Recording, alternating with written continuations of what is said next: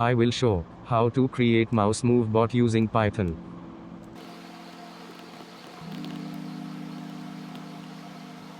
First import PyAutoGate.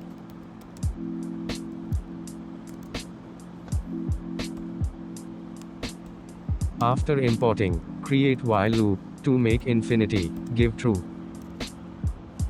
Inside the while loop, we can use move to function from PyAutoGate plugin.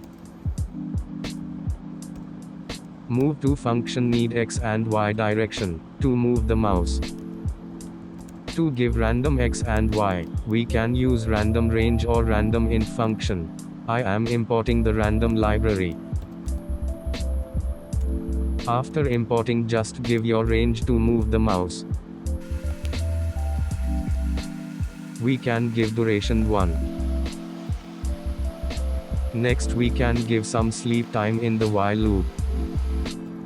You can able to see the mouse move automatically, if I am typing in the console also.